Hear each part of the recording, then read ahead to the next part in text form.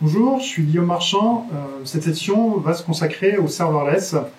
On va vous démontrer ce que c'est le serverless, définir ce que c'est le serverless, lister plusieurs patterns d'architecture, et ensuite on va passer du temps sur une démo. Et la démo va être consacrée à développer un microservice, le déployer et le tester en serverless. Première chose à définir, qu'est-ce que c'est que le serverless? Chez AWS, notre objectif, c'est que vous puissiez déployer et construire vos applications sans vous soucier de serveurs. Je rentre dans le détail. Qu'est-ce que ça veut dire? Pas de gestion de serveurs. Ça veut dire que vous n'allez pas gérer d'infrastructure physique, vous n'allez pas gérer de machines virtuelles, vous n'allez pas gérer votre middleware, que ce soit votre serveur applicatif, Node.js, Python ou votre serveur web. Tout ça va être pris en charge par AWS. Deuxième point important, quand vous déployez votre application sur AWS, vous devez gérer, paramétrer la scalabilité, l'élasticité. Est-ce que je veux que mon applicatif soit élastique, donc qu'elle grossisse horizontalement, ou en fonction de certaines métriques comme la CPU, ou est-ce qu'elle peut diminuer en fonction de cette même métrique? Donc élasticité horizontale. Et élasticité verticale, est-ce que pour une raison X ou Y, je consomme trop de CPU et je veux changer de type d'instance et faire grossir mon instance? Ça, c'est vous qui décidez. Dans le monde serverless, vous n'avez pas à choisir ce genre de choses. Troisième point important, là au dispo, dans un monde machine virtuelle, on vous conseille de déployer vos instances sur les 3 zones de disponibilité AWS. Une zone de disponibilité AWS, c'est un ou plusieurs data centers. On vous conseille au sein de la même région de déployer sur 3 zones de disponibilité pour que vous soyez en haut dispo avec une certaine tolérance de faute.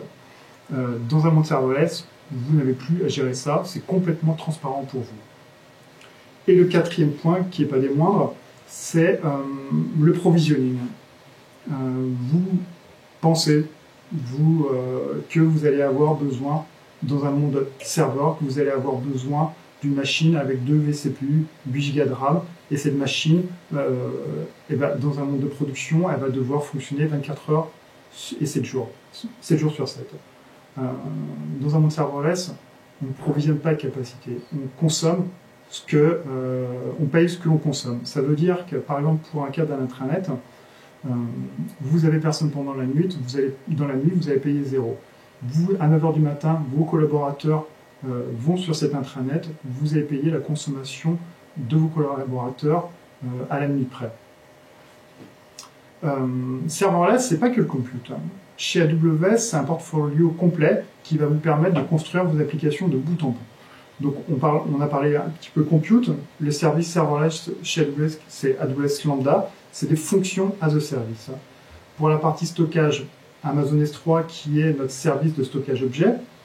Les bases de données, 2 types de bases de données, une NoSQL qui est DynamoDB et base de données SQL, MySQL et PostgreSQL qui est Amazon Aurora Serverless. Vous avez des proxys web qui vont vous permettre de déployer vos applications web soit à travers une API qui s'appelle API Gateway, soit à travers un load balancer classique qui est AWS ALB. Ensuite, la gestion des workers avec du messaging, soit des fils de messages, soit du PubSub avec SNS, construction de data lake, traitement de data avec nos services d'analytics, orchestration de workflow avec cette fonction. On rentrera dans les détails petit à petit dans la présentation. Et comment je fais pour monitorer tout ce portfolio? On va utiliser X-Ray qui va permettre de tracer les appels d'un service à un autre et de savoir quels sont les points de contention. Et du Edge Compute. On n'adressera pas le Edge Compute aujourd'hui, sachez qu'il existe. On revient sur les fonctions. Comment ça fonctionne, une fonction lambda? Une fonction lambda s'exécute en fonction d'un événement. Cet événement, il peut prendre n'importe quelle forme, plusieurs formes. Soit un changement d'état dans un data store.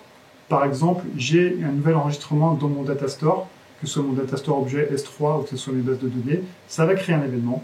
Cet événement va pouvoir déclencher une fonction lambda, et cette fonction lambda va exécuter du code. Et cette fonction lambda peut appeler n'importe quel service, que ce soit des services AWS ou que ce soit des services externe, par exemple une API de votre système d'information. Ça, c'est le premier événement. Deuxième événement, c'est une requête. Une requête, par exemple, d'API, une requête web, HTTP, et cette requête HTTP qui est catchée par soit une gateway d'API, soit un load balancer, va exécuter une fonction lambda. Et le dernier point, c'est un changement changement d'état dans une ressource. Ce que vous avez expliqué Walid tout à l'heure, il a parlé d'automatisation. Vous allez pouvoir automatiser ces changements, par exemple sur un événement de sécurité, vous allez pouvoir appliquer une règle et automatiser tout ça grâce à Lambda qui va pouvoir exécuter des changements sur, par exemple, vos firewalls, sur vos security groups. Lambda, je me concentre sur Lambda, petit à petit, on rentre dans le détail de Lambda. Lambda, c'est donc des fonctions, et vous allez pouvoir pousser vos propres codes, votre propre fonction code dans Lambda. Aujourd'hui, ce qu'on vous met à disposition, c'est Node.js, Java, Python, C#, Go, Ruby, C++, PowerShell. Donc, le langage que vous connaissez, vous pouvez l'utiliser dans Lambda. Deuxième point important qui est assez méconnu, c'est que vous pouvez embarquer vos propres librairies. Qu'est-ce que ça veut dire? Par exemple, je veux faire du traitement vidéo dans Lambda, je vais pouvoir embarquer FFmpeg. Je veux faire du traitement d'image dans Lambda, par exemple de l'optimisation de JPEG, je vais pouvoir embarquer MozJPEG dans une fonction Lambda. Dernier point, vous faites du PHP et pas de bol, il n'y a pas PHP. Et vous faites que du PHP, c'est vraiment embêtant. Vous allez pouvoir embarquer votre propre runtime, donc par exemple PHP, dans votre fonction Lambda. Aujourd'hui, ce runtime, il ne sera pas managé par AWS, il sera managé par vous, mais vous pouvez l'utiliser. Comment je fais pour développer? Deuxième point, j'utilise mon écosystème existant, mes éditeurs que j'ai l'habitude d'utiliser, et quand je développe, il faut que je pousse ma fonction sur AWS. Et là, soit vous pouvez utiliser les API d'AWS en ligne de commande, ou à travers la console AWS, soit vous pouvez utiliser des plugins avec votre environnement de développement. Par exemple, Eclipse, Visual Studio, Visual Code, PyCharm et IntelliJ. Troisième point, comment se fait le pricing? On va vous demander une chose. On va vous demander quelle puissance vous voulez allouer à votre fonction lambda. On a choisi comme métrique la RAM. Donc vous choisissez la RAM et va découler la CPU et le réseau qu'on va allouer proportionnellement à la RAM que vous voulez allouer. Donc d'une part, dans le coût, vous avez cette métrique de RAM et vous avez le temps d'exécution. Parce que, comme je vous disais tout à l'heure, vous ne provisionnez pas une lambda. Vous allez être facturé au temps d'exécution à la seconde. Un concept fondamental dans Lambda, c'est que c'est stateless. Il n'y a pas de données qui persistent dans une fonction Lambda. Si vous voulez persister de la donnée, vous êtes obligé d'utiliser un data store externe. Quand vous développez dans Lambda avec les langages que je vous ai décrits tout à l'heure, vous avez les mêmes modèles qui existent. Vous pouvez utiliser des process, vous pouvez utiliser des threads, vous pouvez utiliser /TMP. Bien sûr, il y a quelques limitations, mais aujourd'hui, tout est là, en fait, pour que vous puissiez développer comme vous avez l'habitude de développer. Et bien sûr, vous pouvez utiliser le SDK AWS pour vous brancher aux différents services AWS. Vous pouvez utiliser Lambda d'une certaine manière, par exemple d'une manière asynchrone pour une API. J'envoie une requête et Lambda va me renvoyer une requête directement. Ou d'une manière complètement asynchrone, ça veut dire que par exemple, j'ai un nouvel objet qui arrive dans S3, j'ai un événement qui se déclenche, on va envoyer à Lambda, et Lambda n'est pas obligé de répondre. Elle va traiter le sujet. Donc ça, c'était la partie Lambda. Deuxième sujet, Step Function. Step Function, c'est une machine à état managée par AWS. Ça va permettre de gérer vos workflows d'une manière complètement serverless. Je m'explique. Sur la droite, vous voyez le schéma. Ça, c'est une visualisation d'un workflow que j'ai designé. Et qu'est-ce que j'ai fait? J'ai produit du code JSON avec une grammaire JSON qui appartient à Step Function. Et sur chacune des étapes, par exemple First State, j'ai alloué une tâche. Cette tâche, elle peut prendre différentes formes. Une fonction lambda, elle peut prendre aussi comme forme du code qui est sur EC2, et elle peut prendre du code aussi qui est ailleurs, qui n'est pas sur AWS, par exemple sur on-premise. Et en fait, ce code, il va aller requêter step function pour savoir si il y a une tâche à faire, si cette tâche est à exécuter, il va l'exécuter, et on attend en retour un succès ou un échec. En cas de succès, on passe dans un autre état. En cas d'échec, on peut conditionner sur un autre état. La sécurité, point crucial chez AWS, vous n'allez pas avoir de changement sur la sécurité que vous gérez aujourd'hui sur AWS si vous faites de l'EC2 classique. Les mêmes paradigmes de sécurité vont s'appliquer avec un service qui s'appelle Identity Access Management. Donc, par exemple, je reprends mon cas de Lambda qui veut lire un objet sur S3.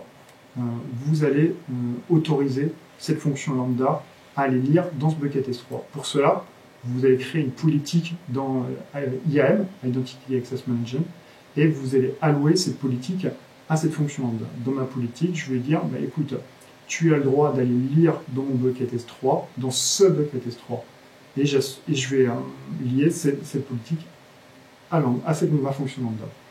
Donc IAM, ça sert à gérer la sécurité de service à service.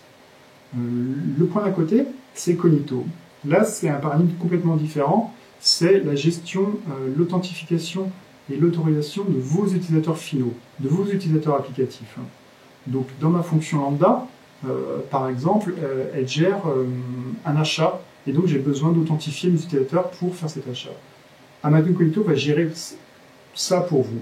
Il va gérer l'inscription, il va gérer l'authentification, il va gérer l'autorisation, il va gérer les parcours, il va gérer aussi l'annuaire d'identité, si vous voulez, et autrement, il peut gérer aussi la fédération. Il peut gérer la fédération avec des services, des providers d'identité publics, type Google, Facebook, Twitter, ou avec vos propres fournisseurs d'identité, par exemple, votre Active Directory avec une fédération SAML. Le nouveau service, je vais commencer à en parler, API Gateway. Donc API Gateway, c'est pour avoir un front web, un front d'API pour plusieurs microservices. Donc pour cela, vous allez pouvoir gérer les versions d'API, vous allez pouvoir gérer les déploiements de vos microservices à l'intérieur d'API Gateway. API Gateway vous donne en plus une protection anti-DDoS. Vous allez pouvoir intégrer API Gateway avec IAM et aussi avec Cognito. Donc la partie sécurité, autorisation et authentification de vos utilisateurs vont être remontées au niveau de l'API Gateway, et ça, c'est un gros intérêt, parce que vous n'allez pas le gérer à l'intérieur de votre code en fait. Vous allez recevoir à l'intérieur de votre code un message qui va vous dire cette personne, c'est Guillaume. Et donc on va vous garantir que cette personne, c'est vraiment Guillaume. Et l'autorisation, cette personne Guillaume a déjà eu le droit d'accéder à cette ressource, donc vous n'allez pas gérer aussi toute la partie autorisation. De plus, par exemple, cette API, elle est accessible à des partenaires. Vous avez des clients qui sont peut-être qui utilisent l'API de façon gratuite et des partenaires qui utilisent l'API de façon payante. Vous allez pouvoir mettre en place des API keys et savoir qui consomme cette API, et vous allez pouvoir appliquer des profils. Par exemple, mon client qui paye pour accéder à mon API, je veux qu'elle ait un service de qualité, donc je vais peut-être mettre une limite à 1000 requêtes par seconde. Alors que ceux qui ne payent pas, je ne veux pas qu'ils forcent mon API, qui dégrade mon service. Donc je vais mettre une limite à 100 requêtes secondes. Donc ça, tout ça est paramétrable. Ensuite, commencer à parler de login et monitoring. Donc ce que vous connaissez aujourd'hui avec CloudWatch, qui est notre service de métrique, qui est centralisé pour l'ensemble de nos services AWS, ça va s'appliquer aussi dans le monde serverless. Lambda va pousser des métriques dans notre service de métrique CloudWatch et va pousser aussi les logs dans notre service de log qui s'appelle CloudWatch Log. Donc tout va être centralisé. Le problème, c'est que quand on parle de fonctions qui vont s'appeler les unes aux autres à travers une API Gateway, à travers S3, on va se retrouver vite fait dans une toile d'araignée, et le problème, c'est de détecter qui pose problème à quoi, parce que tout le monde s'appelle, et en même temps, il faut détecter le bottleneck, le point dur, en fait. Qui est-ce qui ralentit la solution? Et AWS X-Ray solutionne ce problématique. AWS X-Ray, c'est un APM. Ce qu'on appelle un APM, c'est une application Performance Management. Et en fait, il va tracer les requêtes clientes. Par exemple, là, je suis un client qui va aller appeler une API, et cette API, elle renvoie l'appel vers une lambda qui fait un premier traitement, un deuxième lambda qui fait un autre traitement, troisième qui va sur DynamoDB, par exemple. Et je vais pouvoir tracer l'ensemble de ces requêtes, et je vais pouvoir savoir où est le point dur. Donc là, l'API, elle répond lentement, on voit qu'elle répond lentement, l'API gateway répond lentement, et je vois effectivement que c'est cette lambda qui pose problème, alors que la base DynamoDB, elle ne pose pas de problème. Donc je vais pouvoir tracer et creuser, et même à l'intérieur de ma fonction lambda, creuser quelle est la ligne de code qui pose problème. Et ça, c'est un gros plus quand vous faites des microservices. Et AWS X-Ray est intégré, est facilement intégrable avec Lambda. Et intégré aussi avec API Gateway. Donc ça vous solutionne, ça vous facilite beaucoup la vie. DynamoDB fait partie de notre portfolio serverless. Quand vous créez une table DynamoDB, une table NoSQL, on va vous demander une seule chose, définir la clé primaire. La clé primaire va nous permettre de distribuer vos données à travers plusieurs partitions. À partir de là, vous n'avez besoin de plus rien. On ne vous demande plus rien. On va gérer pour vous la scalabilité à très très forte échelle. Par exemple, Amazon.com utilise DynamoDB et lors du Black Friday de 2017, ils ont fait 13 millions de requêtes secondes sur une base DynamoDB. Ce que vous allez payer, vous allez payer votre stockage, donc le volume de la table, et le nombre d'écritures et le nombre de lectures. Et ça, c'est complètement géré par AWS. Toute l'infrastructure derrière est gérée complètement par AWS, avec une très faible latence, et on va supporter soit une structure en document, soit une structure clé-valeur. Et le point qui est intéressant, qui est assez méconnu dans DynamoDB, c'est qu'à chaque changement d'état, on va dire, par exemple, vous rajoutez une ligne, vous modifiez une ligne, vous supprimez une ligne, vous pouvez déclencher une lambda. Et c'est intéressant parce que à chaque fois qu'il y a un changement, cette lambda, elle peut faire une agrégation, elle peut faire un calcul sur l'ensemble de la table, et elle peut écrire cette agrégation, ce résultat de calcul, à l'intérieur d'une seconde table. Donc ça, c'est des mécanismes qui peuvent être mis en place facilement. Et le point qui est intéressant, c'est que c'est complètement asynchrone. Ça veut dire que ça ne va pas impacter la performance de la table primaire. S3, c'est un service qui est très très connu chez AWS, qui est au centre de beaucoup d'applicatifs. C'est un service de stockage objet.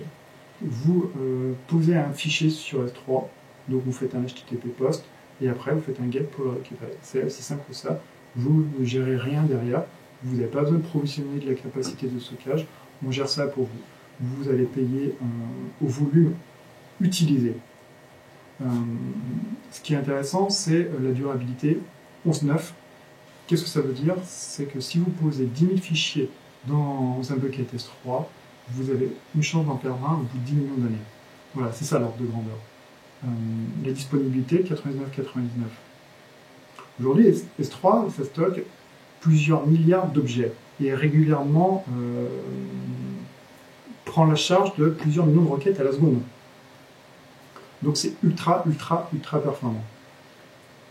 Et vous n'avez pas de limite dans le volume de stockage. Aujourd'hui, vous n'avez pas de limite. Vous avez une seule limite c'est le volume d'un objet qui est de 5 Tera. C'est la seule limite aujourd'hui qu'AWS fixe. Donc là, on a décrit quelques services AWS, services serverless. Aujourd'hui, comment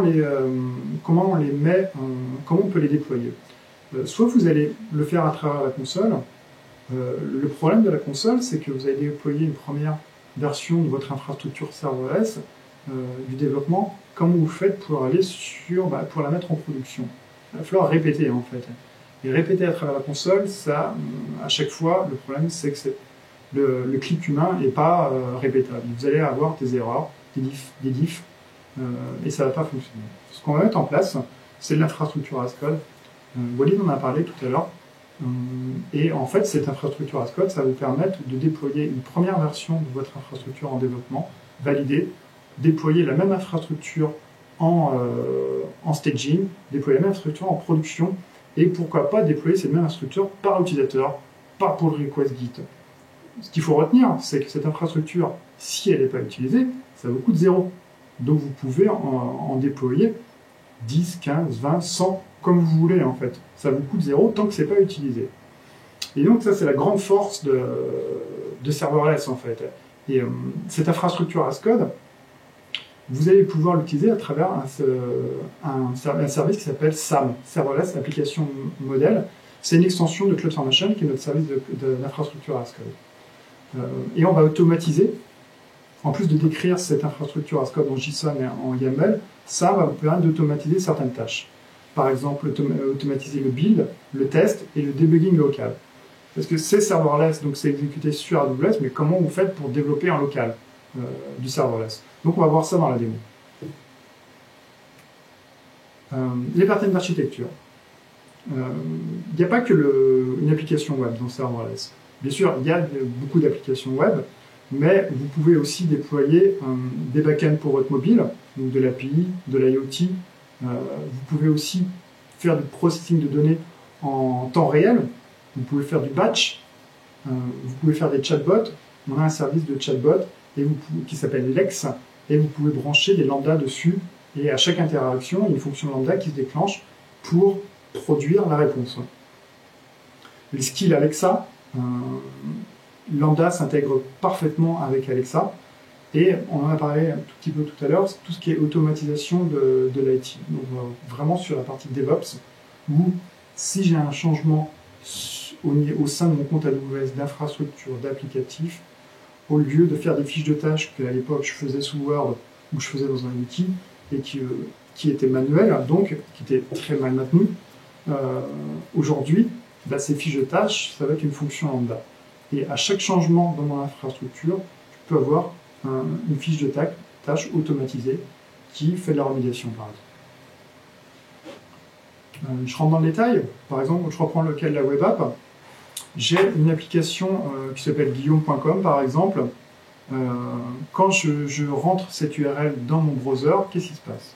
Je vais aller chercher du code HTML, je vais aller chercher du code JS, du CSS, des images statiques, et sur CloudFront, qui est notre CDN, donc un Content Delivery Network qui va accélérer le téléchargement de ces ressources, et tout ça va être va être stocké sur Amazon S3. Donc je récupère les éléments statiques.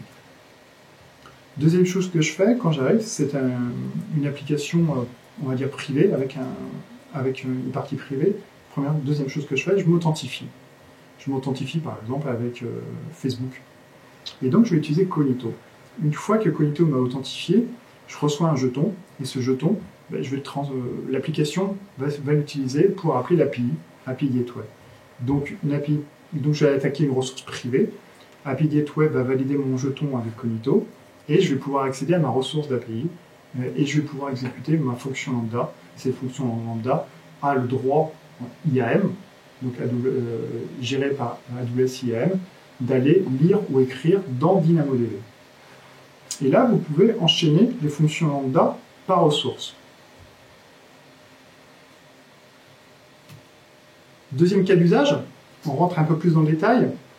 Là, mon use case, c'est de produire des métadonnées sur des vidéos. J'ai par exemple une bande-annonce de film, et je voudrais automatiquement détecter les acteurs, automatiquement détecter quel est le sujet de cette vidéo, je voudrais détecter l'humeur, je voulais détecter, voir si c'est du moins de 16, du moins de 12 ou du moins de 10. Donc détecter la criticité de cette vidéo. Donc cette architecture le permet. Donc première chose, j'arrive sur une interface web. Qu'est-ce que je fais? Je m'authentifie. Deuxième chose, qu'est-ce que permet cette interface web? C'est d'uploader ma vidéo analysée sur... et donc je l'upload sur un bucket S3. Donc on voit Media Analysis Bucket, toutes mes vidéos vont aller sur ce bucket S3. Quand je mets une nouvelle vidéo sur S3, ça exécute une fonction lambda. J'ai un événement qui se déclenche, et ça déclenche ma fonction lambda. Cette fonction lambda, elle sert juste de glue entre S3 et l'exécution de ma step function. À partir de là, ma step function s'active. Elle va appeler en premier lieu un service qui s'appelle AWS Elemental Media Convert, qui fait du transcoding vidéo. Il va faire une chose simple, c'est qu'il va transcoder la vidéo en son. Et donc, il va produire un deuxième fichier, un fichier sonore. Ce fichier sonore, il va être, deuxième étape, comme on a vu tout à l'heure, deuxième étape, il va être pris en charge dans une nouvelle tâche par Amazon Transcribe, qui va faire du speech to text. Il va transformer ce son en texte. Et on va pousser ce résultat, ces métadonnées, dans un Elasticsearch. Une fois que j'ai fait cette première étape, j'exécute, je vais faire l'analyse de la vidéo elle-même, des images. Et je vais utiliser un service qui s'appelle Recognition. Recognition va faire l'analyse complète de la vidéo. Il va détecter, ce que je vous disais tout à l'heure, les célébrités. Il va détecter, par exemple, la violence. Il va détecter la nudité. Et il va mettre toutes ces informations dans Elasticsearch. Troisième étape, j'ai récupéré du texte. Donc j'ai récupéré le texte brut que j'ai mis dans Elasticsearch. Maintenant, je veux analyser ce texte. Je veux récupérer les informations importantes, des entités nommées. Par exemple, je vais récupérer le pays. Si quelqu'un parle de pays, de place, d'organisation, l'humeur, tout à l'heure je vous parlais d'humeur, je vais récupérer l'humeur. Donc cette analyse va être faite par Amazon Comprehend et qui va renvoyer toutes ces données dans Elasticsearch. Donc là, dans Elasticsearch, j'ai toutes ces métadonnées. Une fois que Step Function a fini, j'ai toutes les métadonnées sur la voix et sur l'image. Donc, j'ai fini mon upload, ça finit mon analyse. Maintenant, je vais pouvoir aller voir cette analyse. Et donc, qu'est-ce qui va se passer? C'est que dans ma deuxième page d'analyse, page web d'analyse, je vais pouvoir, cette page va aller appeler API Gateway. API Gateway va vérifier si je suis notifié ou pas, si j'ai le droit d'accéder à cette analyse. Et API Gateway va appeler cette fonction lambda. Cette fonction lambda fait aussi la glue entre Elasticsearch et API Gateway. Donc ça, c'est une architecture qui est disponible sur AWS. Vous faites dans votre moteur de recherche préféré, AWS Media Analysis, vous allez trouver. C'est un template CloudFormation qu'il suffit d'exécuter. On va passer à la démo. Ce que je vous propose de faire, c'est de développer un microservice en Python et de passer différentes étapes. Première étape, ça va être fonction hyper simple, et puis on va l'agrémenter d'un data store, et on va voir comment je peux industrialiser, comment je peux mettre en place des tests.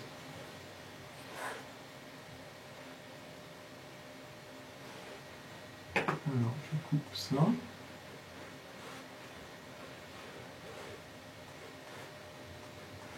Donc, j'y arrive pas. Ah, voilà. Je n'ai pas dû faire ça. Là, voilà. Donc, première chose que je vais voir dans mon projet, c'est template.yml, c'est un fichier SAM. Comme je vous disais, SAM, c'est une extension de CloudFormation. C'est de l'infrastructure as code, et cette infrastructure as code, c'est du JSON. Il faut bien sûr apprendre la grammaire. Qu'est-ce que ça va faire? Ça va décrire l'ensemble des ressources qui vont être déployées sur AWS. Donc, on voit les ressources. Donc, dans mes ressources, aujourd'hui, qu'est-ce que j'ai mis? Première étape, j'ai déclaré ma fonction lambda. Et elle a donc des propriétés. Première propriété, c'est de définir où est mon code. Donc, c'est du Python. J'ai fait du Python. Donc, c'est index.py et ma fonction s'appelle Angular. Le runtime que je veux exécuter, j'ai pris du Python 3.6. Et donc, quel est l'événement qui va déclencher ma fonction lambda? Donc j'ai mis deux événements, un get event et post event, et je vais décrire ce que sont ces événements.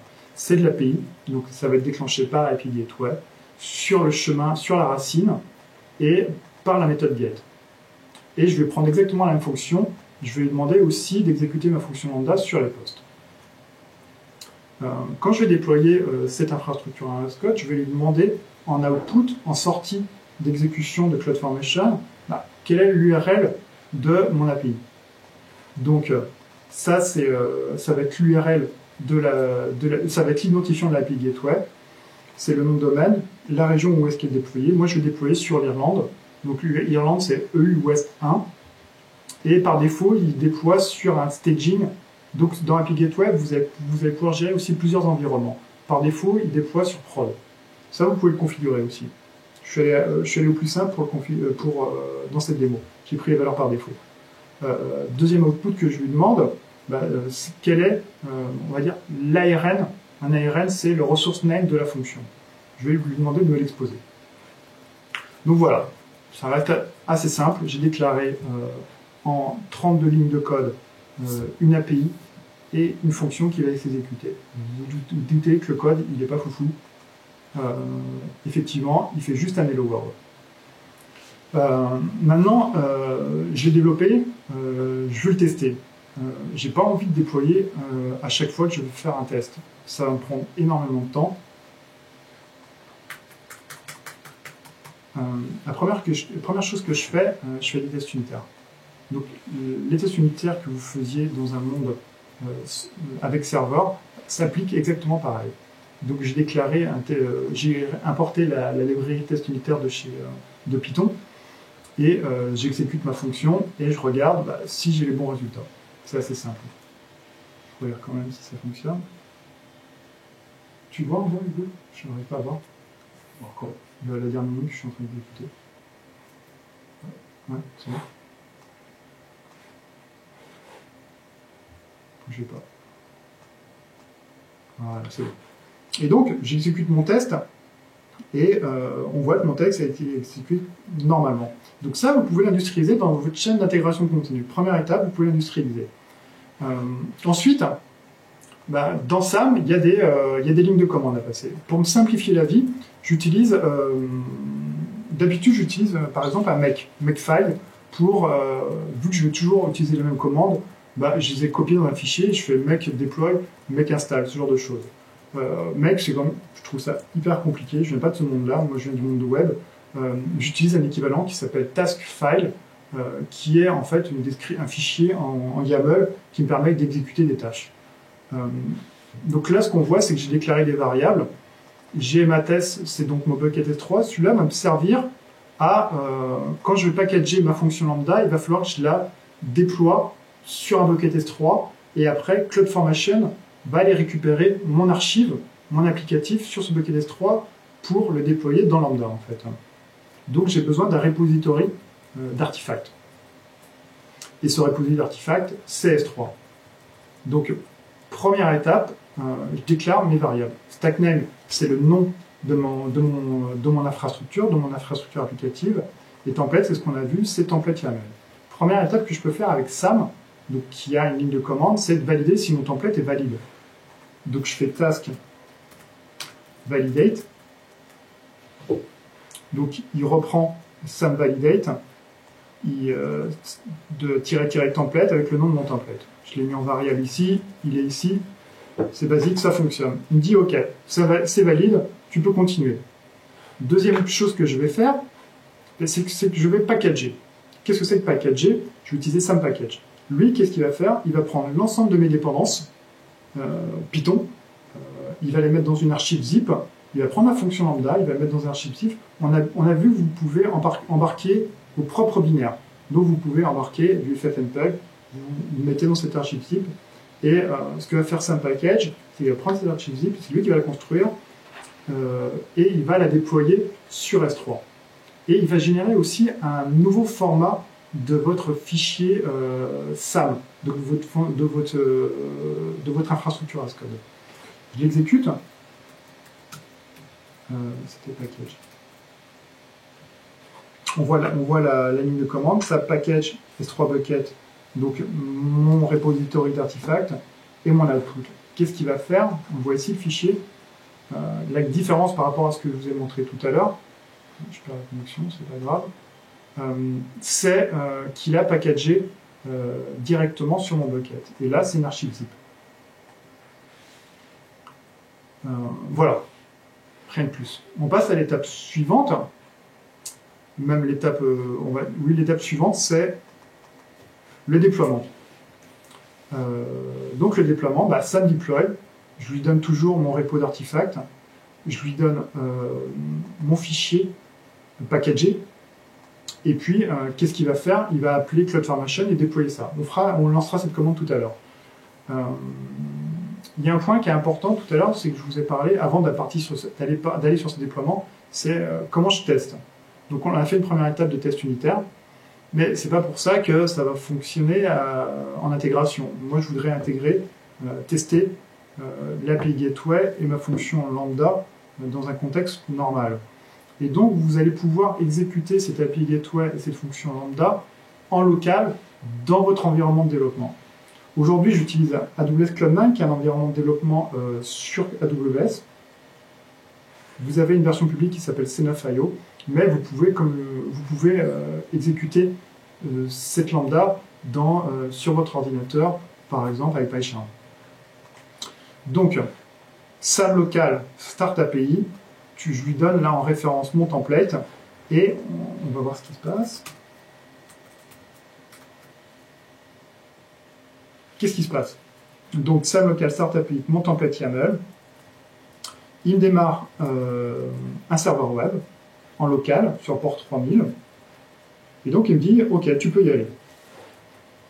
Ce que je vais faire, c'est que je vais lui faire un premier appel.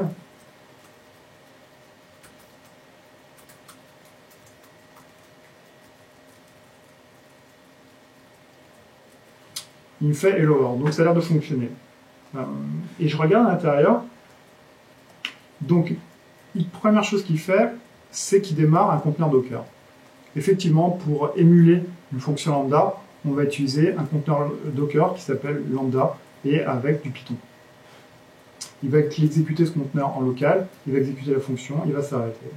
L'information qui est intéressante, c'est que on voit la mémoire qui a été provisionnée par défaut dans SAM. Vous pouvez configurer ce provisioning de mémoire, comme je le décris tout à l'heure. On va de 128 mégas à plusieurs gigas. Par défaut, j'ai laissé, c'était 128 mégas. Et on va voir la mémoire consommée. Et donc, ça vous permet d'avoir déjà une indication sur la performance de votre fonction lambda. Voilà. Est-ce que je vous ai tout dit? Oui, je vous ai tout dit. On va passer à une autre étape. Donc c'est bien joli, c'est over, mais ça ne sert pas à grand chose. On va rajouter une base de données derrière.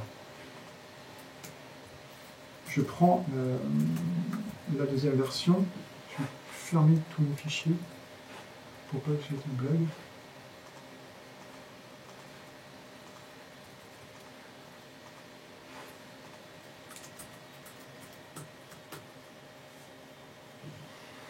Et donc là, je vous remontre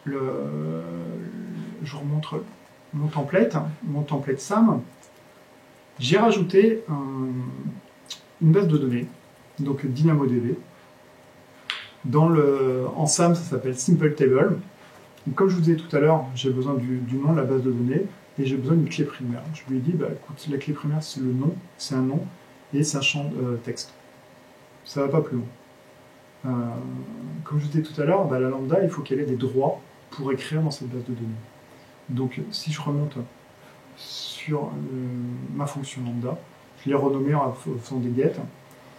Et donc, toujours même fichier, j'ai changé le nom de la méthode, j'ai mis get, toujours même runtime. Et là, j'ai rajouté une politique IAM qui va me dire, écoute, j'ai besoin d'aller lire, écrire, mettre à jour et supprimer des lignes dans ma table DynamoDB, et ma table DynamoDB, elle s'appelle HelloTable. Donc j'ai lié lambda à DynamoDB. Et j'ai besoin aussi que mon code sache quel est le nom de ma base de données, de ma table. Donc je la passe en variable d'environnement. Ça n'a pas changé. J'ai créé une deuxième méthode, et là, cette deuxième méthode, donc là, c'est post, et vous vous en doutez, elle va l'écrire en base. Et j'ai rajouté la property, j'ai besoin qu'elle écrive un nom. Donc j'ai fait un slash, par exemple, Guillaume, donc ça va être api.aws.com/Guillaume. On regarde le code.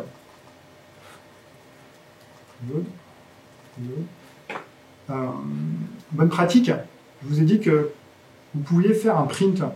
Je vous ai dit tout à l'heure que tout ce que vous loguez dans Lambda va dans CloudWatch Log.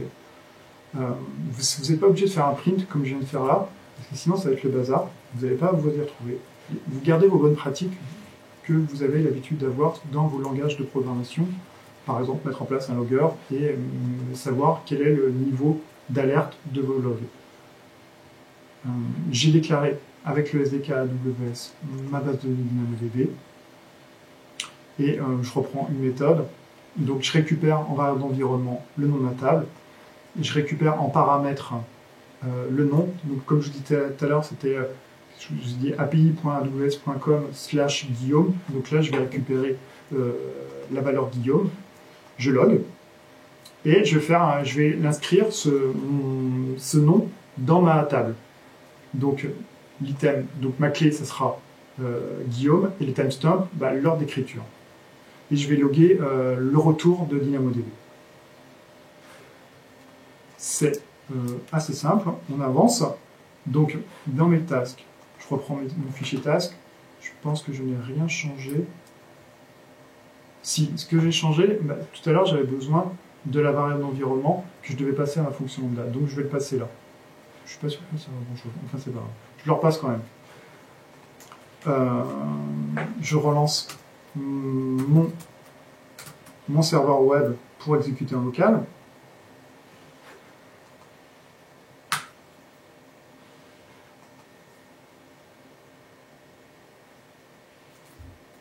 Ah, attends, on a craché.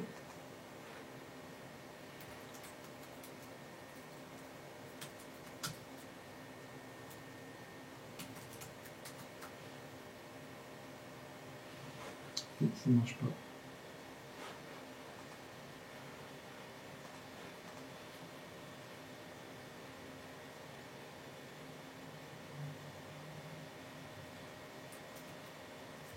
Donc je reprends. Ce que je veux faire là, c'est de faire un post avec la ressource. Donc je fais Guillaume. Et là, qu'est-ce que j'ai fait? C'est que ma fonction lambda s'exécute en local et cette fonction appelle ma table DynamoDB sur AWS. Donc j'ai fait une intégration avec une base de données, une table, on va dire, de développement. Je pourrais exécuter DynamoDB en local aussi. Il y a un exécutable qui existe, donc vous pourriez avoir un environnement complet en local. Aujourd'hui, je ne l'ai pas fait, mais sachez que vous pouvez le faire. L'étape d'après,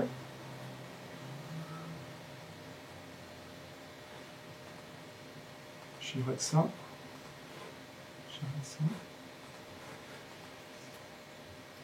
Celui-là, je vais l'arrêter aussi.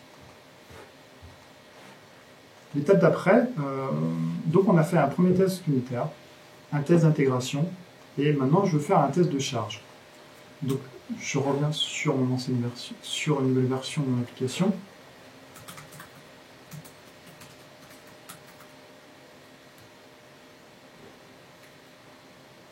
Ah, un peu.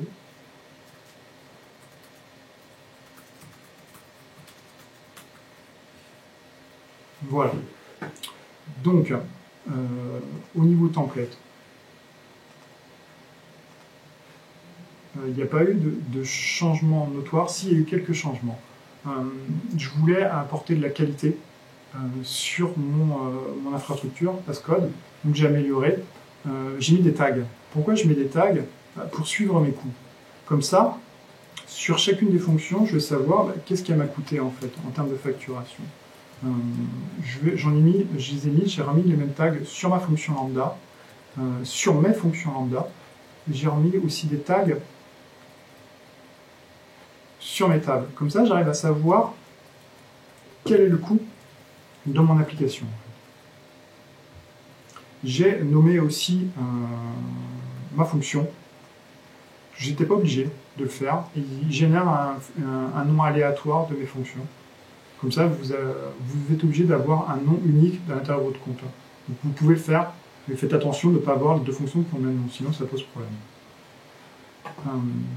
Sur mon fichier,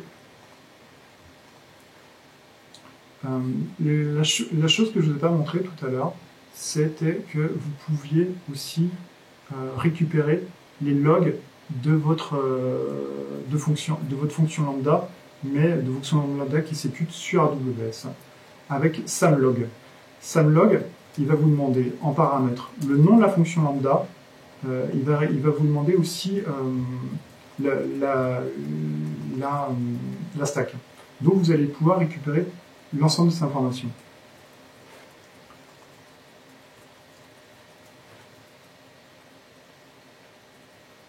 Le point qu'on va faire aujourd'hui, donc là où on est rendu, c'est que je vais déployer ma nouvelle version. Donc qu'est-ce qui se passe? C'est que je valide mon template, mon nouveau template qu'on a vu tout à l'heure. Il fait le packaging, vous voyez ici, et il va faire le déploiement. Ce que j'ai changé, c'est que en fait, SAM package et SAM deploy, c'est que c'est exactement la même chose que AWS CloudFormation et package. Que vous utilisiez l'un ou vous utilisez l'autre, sur package et deploy, c'est la même chose. Peut-être que vos ops, ils ont l'habitude d'utiliser CloudFormation, et ben c'est pas grave. Ce qui est important, c'est au niveau de votre développement, c'est d'utiliser SAM local, qui fonctionne super bien. Et puis voilà. Donc on va aller voir dans la console, dans quel état je suis.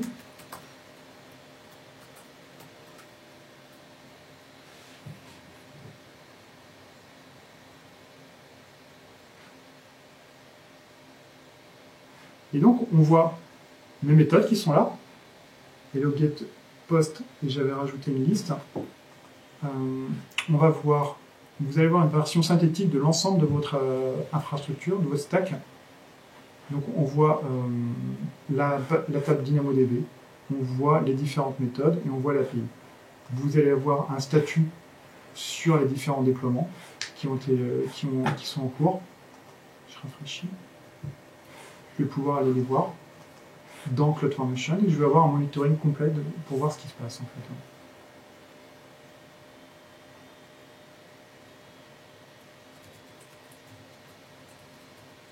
Donc là pour l'instant il n'y a rien. Vu que je ne les appelle pas, je n'ai toujours pas appelé mon environnement lambda, il n'y a rien d'invocation. Donc aujourd'hui, là pour le moment, je paye 0 en fait. Il n'y a rien qui s'exécute. Je vais voir ma stack, donc ma stack SAM, qui est donc une extension de CloudFormation qui est gérée dans CloudFormation. Je vois les différents événements qui se sont passés. Il a fait une mise à jour de la stack que je viens d'exécuter. Je vois l'ensemble des ressources qui ont été déployées derrière. Et effectivement, il y a plein de choses qui ont été déployées. Parce que d'un côté, j'ai cette template SAM, et en fait, comme je vous disais, cette template SAM, c'est une extension de CloudFormation. Ce que va faire CloudFormation, c'est qu'il va la transformer. Et quand il la transforme, on passe de quelques lignes à plusieurs centaines de lignes en fait. Parce que ce que vous voyez, c'est des permissions qui ont été mises en place. Vous voyez la configuration complète de l'API Gateway. Vous voyez encore des permissions. Vous voyez beaucoup de choses en fait. Vous voyez des rôles qui ont été mis en place, des rôles IAM. Donc c'est comme une certaine utilité d'utiliser SAM. Surtout quand on est développeur et qu'on ne veut pas gérer tout ça en fait. Donc je descends jusqu'au bout. Voilà. La chose que je vais faire, c'est que je vais lancer un test de charge. Pour ça, j'ai utilisé un framework open source qui s'appelle Locust. C'est assez simple, ce que j'ai mis en place, c'est que je vais faire des posts sur la racine et je vais mettre un identifiant unique pour chacun des noms en fait. Comme ça, je vais écrire des nouvelles lignes tout le temps. Et je vais faire un test de charge là-dessus. Ça, c'est assez simple à mettre en place. Là où je veux en venir, c'est que quand vous êtes dans une chaîne d'intégration continue, vous mettez en place des tests unitaires, vous mettez en place des tests d'intégration, pourquoi ne pas mettre un test de charge en fait? Je vous rappelle que votre coût, il est en fonction du temps d'exécution. Plus vous aurez une application performante qui répond mieux, moins ça vous coûtera en fait. Donc si vous mettez des tests de charge en place avant déploiement en staging, avant déploiement en pré-production, où vous voulez, et que ces tests sont validés, comment ils sont validés? Ça veut dire que je ne vais pas regarder le temps en fait, je vais regarder plutôt la courbe de progression. Moi, je veux une courbe de progression qui diminue. Je veux que mon application soit plus performante de jour en jour. Et si elle est plus performante de jour en jour, ben, je vais payer moins. Mes utilisateurs finaux seront plus contents, mon business sera meilleur, et en plus, ma facture diminuera. Donc j'ai tout intérêt à mettre en place ce genre de pratique, en fait. je reviens à mon template. Donc aujourd'hui, là, on n'a pas encore... non, je reviens à mes tâches. Pour l'instant, on n'a pas lancé le test de charge. C'est assez simple à mettre en place. J'ai téléchargé Locust sur mon poste de dev. Je vais exécuter mon fichier Python qui décrit mon test de charge. Je vais aller attaquer le endpoint API Gateway sur AWS. Et j'ai mis 200 utilisateurs simultanés avec une rampe de 10 utilisateurs par seconde pendant 5 minutes, qui va me permettre de savoir les temps de réponse. Il va me donner les temps de réponse et je vais pouvoir automatiser tout ça. Si par exemple, si mon application me répond en plus de 100 millisecondes, j'arrête les déploiements. Je ne fais pas les déploiements de production et je stoppe. C'est un hard stop. Comment je fais pour avoir mon API URL? Soit vous l'avez vu qu'elle a été générée par CloudFormation et que je l'ai mis en output, je n'ai pas spécialement envie de la mettre en dur dans mon fichier de configuration en fait. Donc je vais créer une variable et à travers CloudFormation, je vais aller récupérer en fait cette valeur. Donc je lui demande de décrire la stack que je viens de produire et je vais aller requêter à l'intérieur des outputs la clé qui m'intéresse. Et je lui demande de me donner la valeur. Et donc, je vais récupérer, on va le voir ici, l'output. Je vais récupérer ça en fait. Ce que j'ai produit tout à l'heure, ici, je vous montre. Ce que j'ai produit exactement ici. Et je vais pouvoir l'utiliser en fait. Et ça va être complètement dynamique. Hein. Je reviens sur ma tâche. Donc je lance.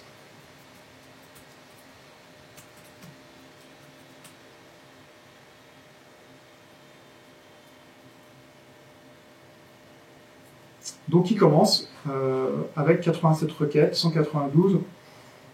J'ai un temps de réponse de 75 millisecondes au début. Et en fait, mes lambdas vont chauffer. Donc mon infrastructure va gonfler, ça va être géré par AWS. Et normalement, mon temps de réponse va diminuer. Donc là, j'arrive à 48 millisecondes de temps de réponse. J'ai 172 requêtes par seconde. Donc je commence à avoir des requêtes. Je pourrais aller plus loin, hein, clairement. Je suis monté jusqu'à 800 utilisateurs finaux. Oui, mes injecteurs, j'arrive à la limite de mon injecteur sur mon environnement de dev. Donc j'ai préféré diminuer. Mais si vous mettez en place une infrastructure d'injection, par exemple à base de conteneurs sur un service qui s'appelle AWS ECS Fargate. Fargate, c'est des conteneurs managés par AWS complètement serverless. Donc vous déployez votre conteneur, vous dites, écoute, je veux que tu me l'exécutes X fois, ou 100 fois, ou à travers une API, ou en tant que worker, et comme ça permet de gérer votre injection sur votre applicatif. Donc là, ça exécute. Donc on va les voir dans le monitoring, si je rafraîchis. On commence à avoir des métriques qui apparaissent ici. Ce que j'ai fait, c'est que j'ai déclaré un tableau de bord dans CloudWatch.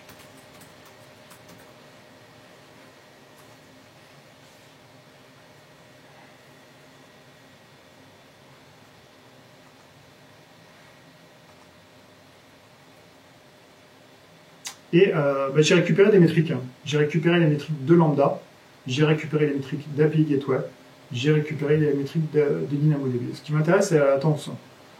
Donc dans DynamoDB, quoi qu'il arrive, en fonction de la charge, il répond en 3 millisecondes. Et j'ai essayé sur 800 requêtes secondes, ça ne bouge pas en fait. Ça ne bouge pas. La rampe, elle peut être... J'ai augmenté ma rampe sur 10 utilisateurs secondes et ça ne bouge pas. Ensuite, j'ai la latence sur ma lambda et j'ai ma latence finale sur API Gateway. Et là, si je rafraîchis, je commence à voir...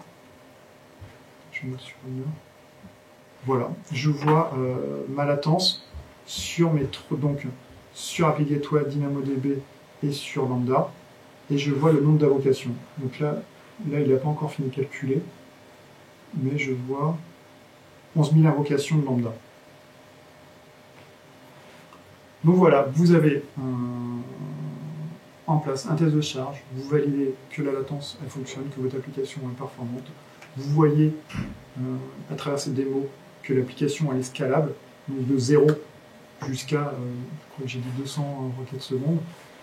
Et aujourd'hui, on a fait 99 lignes d'infrastructure as code et 70 lignes de code Python. Et je peux aller monter, ce que je vous disais, sur 800 utilisateurs finaux.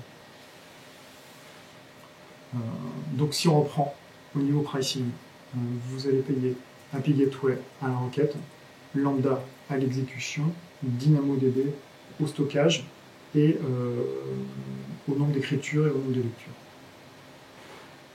Voilà. C'était tout pour cette démo. J'espère que ça vous a plu.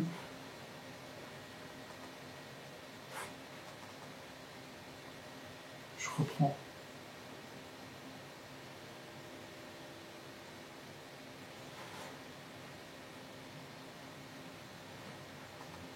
Donc la suite, comment vous faites après cette démo, comment vous allez prendre en main Lambda. Première chose à faire, c'est d'aller sur cette URL. Cette URL va vous décrire l'ensemble des services que je vous ai décrits, va vous donner des architectures de référence. Nous, vous allez pouvoir exécuter ces architectures de référence à travers SAM. Vous allez pouvoir aussi vous former sur AWS Streaming. Sur AWS Streaming. Et sur AWS Streaming, vous avez des cours vidéo gratuits. Donc ça va vous permettre de vous initier au développement de SAM, au développement de Lambda, aux différents services AWS. Ce que j'ai utilisé pour automatiser, ça s'appelle Taskfile, le projet open source s'appelle GoTask, c'était en Go, et j'ai utilisé Locust pour le test de charge. Merci beaucoup de votre attention. Si vous avez des questions, n'hésitez pas. Vous voyez mon LinkedIn ici et mon compte Twitter.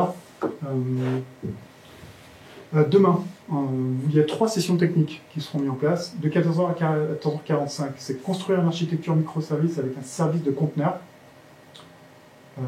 15h, 15h45, créer son data lake sur AWS.